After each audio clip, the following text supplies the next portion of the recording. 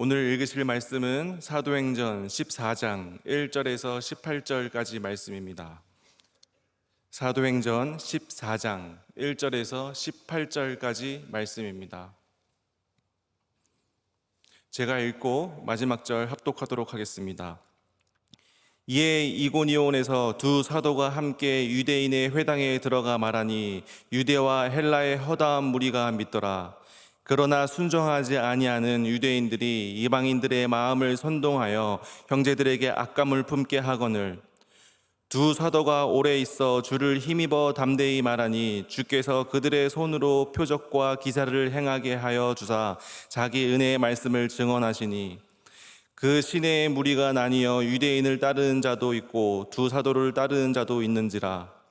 이방인과 유대인과 그 관리들이 두 사도를 모욕하여 돌로 치려 달려드니 그들이 알고 도망하여 루가오니아의 두 성 루스드라와 더베와 그 근방으로 가서 거기서 복음을 전하니라. 루스드라에 발을 쓰지 못하는 한 사람이 앉아 있는데 나면서 걷지 못하게 되어 걸어본 적이 없는 자라. 바울이 말하는 것을 듣거늘 바울이 주목하여 구원받을 만한 믿음이 그에게 있는 것을 보고 큰 소리로 이르되 내 발로 바로 일어서라 하니 그 사람이 일어나 걷는지라. 무리가 바울이 한 일을 보고 루가오니아 방언으로 소리질러 이르되 신들이 사람의 형상으로 우리 가운데 내려오셨다 하여 바나바는 제우스라 하고 바울은 그 중에 말하는 자이므로 헤르메스라 하더라. 시외 제우스 신당의 제사장이 소와 화환들을 가지고 대문 앞에 와서 무리와 함께 제사하고자 하니 두 사도 바나바와 바울이 듣고 옷을 찢고 무리 가운데에 뛰어들어가서 소리질러 이르되 여러분이여 어찌하여 이러한 일을 하느냐. 우리도 여러분과 같은 성정을 가진 사람이라. 여러분들에게 복음을 전하는 것은 이런 헛된 일을 버리고 천지와 바다와 그 가운데 만물을 지으시고 살아계신 하나님께로 돌아오게 함이라. 하나님이 지나간 세대에는 모든 민족으로 자기들의 길들을 가게 방임하셨으나 그러나 자기를 증언하지 아니하신 것이 아니니 곧 여러분들에게 하늘로부터 비를 내리시며 결시기를 주시는 선한 일을 하사 음식과 기쁨으로 여러분들의 마음을 만족하게 하셨느니라 하고. 마지막 절 다 같이 읽겠습니다.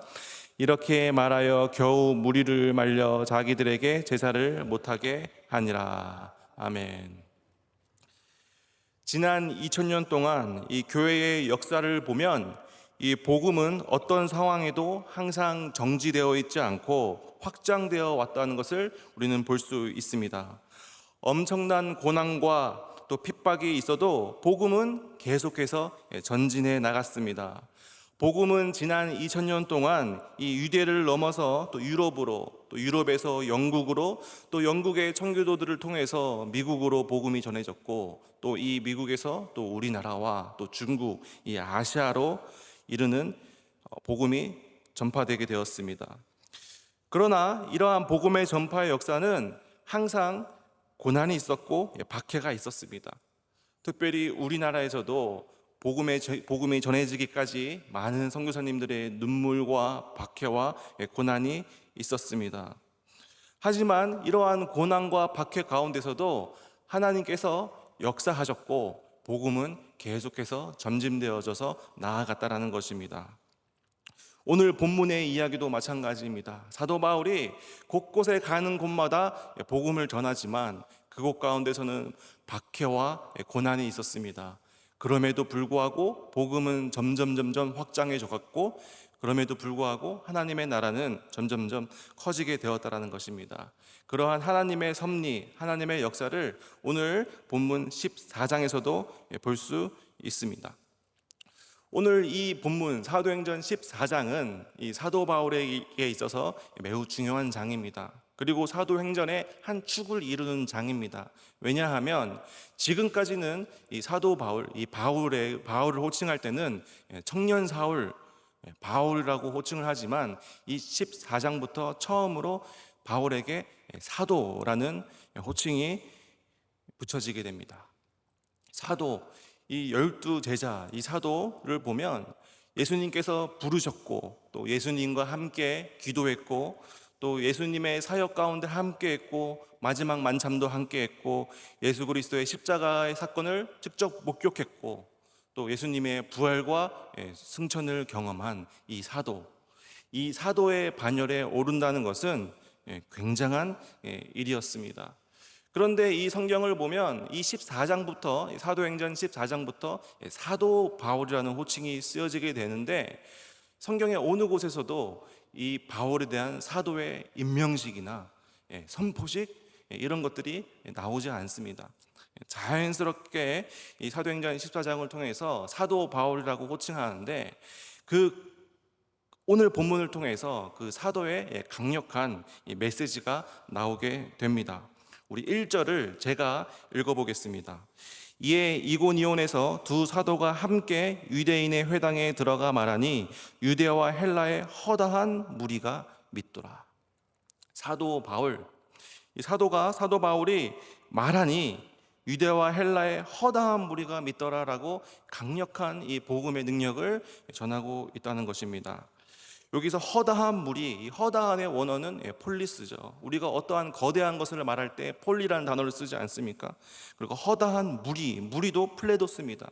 그러니까 많은, 허다한 강조하는 표현입니다. 수많은 무리가 이 사도 바울의 메시지를 통해서 복음을 접했다라는 것을 강조하고 있습니다. 그러면 사도 바울이 도대체 뭐라고 말씀을 전했길래, 뭐라고 말했길래, 뭐라고 설교를 했길래 이렇게 수많은 사람들이 복음을 전했을까요? 여기서 말하다라는 원어를 보니까 랄레오입니다. 근데 한국어로는 그냥 단순히 말하다라고 번역을 했지만 좀 특별한 뉘앙스를 가지고 있습니다. 어떤 뉘앙스냐면 그렇게 말하다. 세 번역에서는 뭐라고 말하냐면 평소에 하던 대로 말하다. 영어로는 as usual입니다. 평상시대로 말했다는 거예요. 오늘 회당에서 중요한 설교가 있으니까 똑바로 말씀 준비해.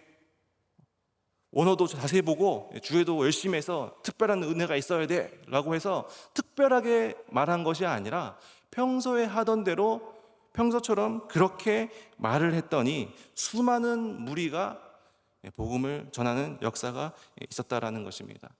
이 장면을 보고 우리는 용기를 얻습니다. 그래, 우리도 하나님의 말씀을 전하면 이렇게 많은 사람들이 복음 안으로 돌아올 수 있어 라고 우리가 용기를 얻지만, 또 한편으로는 이런 연약한 고백을 하게 됩니다. 안 되던데요? 복음을 전했는데 안 믿던데요? 라는 이런 우리의 연약한 고백이 있을 수 있다는 겁니다. 그거는 사도니까, 바울이니까 그렇게 했던 거지 저는 그렇게 못해요 라고 이런 고백이 있을 수 있다는 겁니다. 그런데 누가 한 걸까요? 사도 바울이 한 걸까요? 바나바가 한 걸까요? 하나님이 하셨다라는 것입니다. 오늘 본문의 3절을 제가 읽어보겠습니다. 두 사도가 오래 있어 주를 담대히 말하니 주께서 그들의 손으로 표적과 기사를 행하게 하사 자기 은혜의 말씀을 증언하게 하시니, 사도 바울은 평소대로 그렇게 말씀을 전했지만 하나님께서 함께 하셔서 표적과 기사를 행하게 해주시고 하나님의 은혜의 말씀을, 자기의 은혜의 말씀을 증언하게 하셨다라고 성경은 고백하고 있습니다. 하나님께서 하신 것입니다. 우리가 복음을 처음 접했을 때를 한번 기억해 보시길 원합니다. 우리가 지혜가 많아서, 우리가 똑똑해서 우리가 이 복음을 듣고 이해하고 하나님을 믿었습니까? 그렇지 않다라는 것이죠. 하나님께서 친히 직접 우리의 삶 가운데 개입해 주시고 찾아오셔서 우리를 믿어지게, 우리를 하나님을 믿게 하셨다라는 것입니다. 하나님이 하신 것입니다. 이 고백이 우리들 가운데 있어야 한다는 것입니다. 그래서 복음을 전하는 우리의 역할은 뭐냐면, 우리가 예수 그리스도의 손과 발이 되어서 십자가의 전달자의 역할을 충성스럽게 감당하는 것, 이것이 우리의 역할이라는 것입니다. 우리는 십자가의 전달자의 역할입니다. 그러면 누가 하신다는 거예요? 하나님이 하신다는 것입니다. 그래서 우리는 하나님께서 하십니다라는 이 신앙이 우리 가운데 있어야 합니다. 하나님이 하시니까 나는 아무것도 안 해도 되겠네, 이런 신앙이 아니라, 무책임한 신앙이 아니라 하나님께서 함께 하시기 때문에 하나님의 말씀을 신뢰하고 나아갔을 때 우리의 삶 가운데 어떠한 고난과 어떠한 어려움이 있다 하더라도 굳건히 하나님 말씀대로 살아보겠다는 그 결단을 가지고 나간다면 하나님께서 우리 삶 가운데 하신다라는 것입니다. 역사하신다는 것입니다. 이것이 믿음의 사람의 삶입니다. 자, 그렇다면 계속해서 6절을 제가 한번 읽어보겠습니다. 6절, 그들이 알고 도망하여 루가오니아의 두 성 루스드라와 더베와 그 근방으로 가서. 사도 바울과 또 사도 바나바가 복음을 전했고 허다한 무리, 수많은 무리가 복음을 접했을 때 또 유대인들이, 이방인들이 회방을 놓고 핍박을 합니다. 그래서 그들이 도망하여라고 표현을 하고 있습니다. 도망하여. 정말 이 도망하여라는 표현은 비겁하게 도망갔다는 뜻일까요? 그렇지 않다라는 것입니다.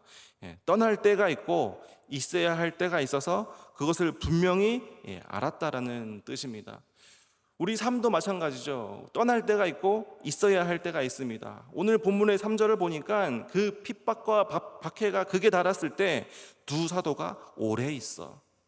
핍박과 고난이 있었을 때, 또 있어야 할 때는 오래 있고, 또 떠나가야 할 때가 있다면 뒤도 돌아보지 않고 떠나가는 신앙의 모습을 보여주고 있다는 것입니다. 우리도 우리 삶 가운데 떠날 때와 또 있어야 할 때를 잘 분별해야 합니다. 이 솔로몬도 이 잠언서를 통해서 또 이제 범사의 때가 있다고 말하지 않습니까? 때가 있다라는 것이죠. 이 광야 생활을 했던 이 이스라엘 백성들의 이 광야를 보면 떠나는 훈련과 있어야 할 때를 아는 훈련이었습니다.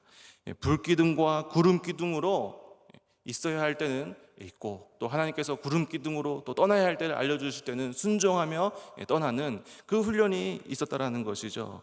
그래서 우리도 우리 삶 가운데 떠나야 할 때, 정말 죄를 봤을 때는, 죄 가운데 있을 때는 뒤돌아보지 않고 떠나는 것, 그리고 또 있어야 할 것, 또 섬겨야 할 것은 또 묵묵히 충성스러움과 성실함으로 섬기는, 있어야 할 때를 잘 구별해내는 은혜가 있어야 될 줄을 믿습니다. 이렇게 이고니온에서 수많은 사역과 또 오랫동안 사역을 했지만 또 떠나야 할 때, 또 이 사도 바울과 바나바는 루스드라로 핍박을 피해서 떠나게 됩니다. 이 루스드라에서도 이 하나님의 섭리를 경험할 수 있습니다. 이 루스드라에서 나가서 걷지 못한, 한 번도 걸어보지 못한 이 자를 사도 바울이 일으켜서 세우는 역사를 하나님께서는 허락해 주십니다. 이 역사를 보고 이 루스드라 지방 사람들이 놀래서 바나바는 제우스라고 그러고, 또 사도 바울은 헤르메스라고 하면서 신이 이 땅 가운데 내려왔다라고 하고 소를 잡고 퍼레이드를 하려고 제사를 준비하는 모습을 볼 수 있습니다. 그때 사도 바울과 바나바가 옷을 찢으면서 우리도 성정이 있는 당신과 같은 똑같은 인간입니다 라고 말하면서 복음을 전하는 모습을 우리가 방금 볼 수 있었습니다. 하나님의 섭리라는 것이죠. 이때 이 루스드라에서는 이 전설이 있었습니다. 이 제우스와 헤르메스가 이 땅 가운데 내려왔는데 사람들이 그것을 구별해내지 못한 거예요. 그래서 이 루스드라 가운데 큰 재난이 있었습니다. 심판이 있었습니다. 그래서 이 전설을 가지고 이 이적을 행했던 바울과 바나바의 모습을 보고 제우스와 헤르메스가 다시 내려왔다라고 해서 예배를 드리려고 하는 장면입니다. 우리는 알고 있죠. 누가 한 겁니까? 누가 이 안전뱅이를 일으킨 겁니까? 하나님이 일으켰다라는 거예요. 우리가 믿음의 눈으로 보면 알 수 있습니다. 하나님이 하셨구나. 근데 믿음의 눈으로 보지 못하고 인간적인 눈으로 보면 제우스가 했구나, 헤르메스가 했구나 라고 이렇게 된다라는 것입니다. 그래서 우리도 이 하나님의 사역을 봤을 때 믿음의 눈으로 보기를 원합니다. 하나님이 하셨구나.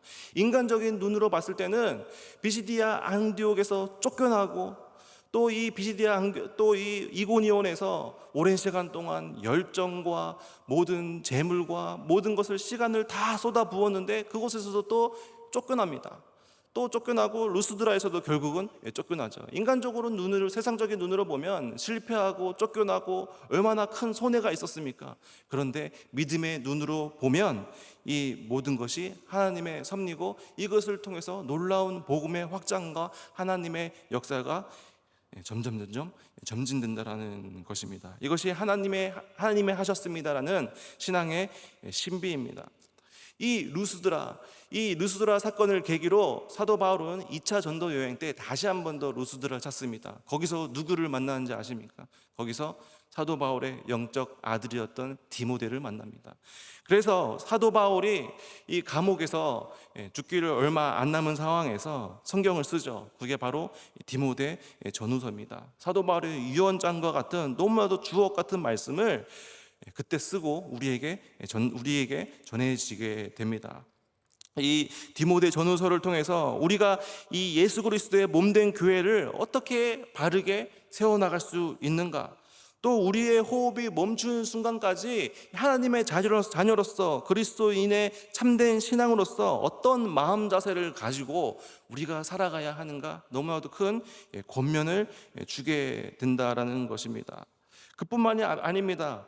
이 밤빌리아 버가에서 풍토병에 걸린 사도 바울이 목숨을 걸고 타우루스 산맥을 넘어서 이 갈라디아 지방인 비시디아 안디옥을 찾게 되고, 거기서 또 쫓겨나게 되지만 또 이고니온에서 또 말씀을 전하게 되고 교회를 세우게 되고, 또 쫓겨나서 루스드라에서 말씀을 전하고 교회를 세우게 되고, 이를 통해서 사도 바울은 이 안디옥 교회, 루스드라 교회, 이고니온 교회, 더베 교회를 향한 갈라디아서를 쓰게 됩니다. 이 갈라디아서 하면 떠오르는 것이 무엇입니까? 이신칭이 아니겠습니까? 율법으로 우리가 구원을 받는 것이 아니라 예수 그리스도의 십자가의 사건, 그 믿음으로 우리는 구원을 받고 의롭게 되는 것이다. 그러나 율법으로부터의 자유가 곧 신앙의 방종과 도덕적 폐기를 의미한 것이 아니다. 자유로운 육체를 가지고 이것을 기회로 삼지 말고 오직 사랑으로 종로로 되라. 이런 주옥과 같은 말씀이 우리 가운데 전해지게 되었다라는 것입니다.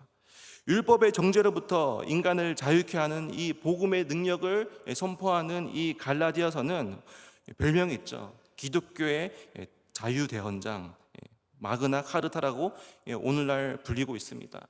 그리고 이 종교 개혁을 했던 이 마틴 루터도 이 갈라디아서를 통해서 종교 개혁을 행할 수 있다라고 후에 고백을 했습니다. 이것이 놀라운 하나님의 섭리입니다. 서로 연결된 것이 하나도 없는 것 같은데 나중에 보니까 기가 막히게 이 모든 것이 연결되어 있다는 것입니다. 2000년 전에 그 이고니아에서 그 이방인과 유대인들이 행했던 그 악행을 통해서 하나님의 섭리가 계속 이어져서 오늘날 이 자리에 있는 우리 가운데서도 큰 영향과 은혜를 끼치고 있다는 것입니다. 이것이 하나님의 능력이고 하나님의 역사입니다. 우리도 그것을 바라보기를 원합니다. 우리 평광교회에서도 많은 사역들이 있습니다. 많은 작은 사역들이 있습니다. 이걸 해서 무슨 효과가 있겠어? 이런 수많은 사역들이 있지만 그 작은 사역들이 모이고 그 사역들이 쌓여서 놀라운 하나님의 역사가 일어나게 된다는 것입니다. 오늘날 우리가 이 자리에 모여서 하는 이 작은 기도들, 열방을 향해서 또 선교를 위해서 하나님 나라의 확장을 위해서 하는 드리는 그 기도가 모두 다 헛되지 않고 쌓여서 그것을 통해서 복음이 점진적으로 확장해 나아가지고 하나님의 나라가 커진다는 것입니다. 그래서 우리가 오늘 불렀던 찬양, 태산을 넘어 험곡을 가도 빛 가운데로 걸어가면 주께서 항상 지키시기로 하신 그 약속의 말씀 변치 않네. 이 찬양과 같이 우리는 하나님의 섭리를 신뢰하고 볼 수 있어야 한다는 것입니다.